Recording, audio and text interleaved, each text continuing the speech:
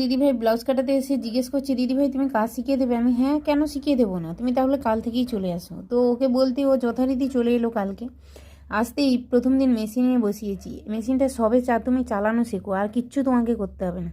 ওই যে চালানোটা একদিন মানে কিছুক্ষণ আধা ঘন্টা আরও চালিয়েছি, ওর পা ব্যথা করছে বলে আমার দ্বারা হবে না। দেখো এই যে আমি দেখো 16 পিস মাল কাটিং করেছি কালকে রাত্রে, তোমাদেরকে সেটাই দেখাচ্ছিলাম। একসঙ্গে 16 পিস কাটিং করা খুবই কষ্ট। বলো আমার কি কষ্ট হয় না? সকাল সকাল কাজ বাজ সেরে ওই যে 16 পিস মাল কাটিং করেছিলাম ওইটা রেডি করবো বলে সবে মাত্র বসেছি, দেখি মেশিন খারাপ হয়ে গেছে। তো কি করব, মাথায় হাত ছুটে বেরিয়ে পড়লাম মেশিনটা নিয়ে। ওই গেলাম মংলা মোড়ো। তো তোমাদের দাদাভাই তো বাড়ি নেই, নিজেকে নিয়ে যেতে হচ্ছে। এখানে চলে এলাম মেশিন দোকানে। আর এই যে দেখো এখানে কিন্তু অনেক রকমের মেশিন এখানে পাওয়া যায়, আর মেশিনের যাবতীয় কিছু সব কিছু কিন্তু এখানে আছে দেখলাম।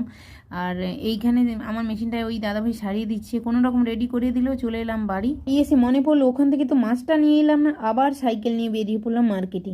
তো ওখানে গিয়ে বাজার টাজার করে নিয়ে মাছটা নিয়ে চলে এলাম বাড়ি। ভিডিওর মাধ্যমে আমি এত কিছু দেখালাম, ওই দিদিভাইয়ের জন্য দেখালাম যে একদিন এসে ও বলছে পা ব্যথা করছে। প্রতিটা কাজে কিন্তু কষ্ট না হলে, কষ্ট না করলে কি রেস্টুরেন্ট মিলবে বলো? প্রতিটা জিনিসের চেষ্টা আর ইচ্ছে থাকা চাই।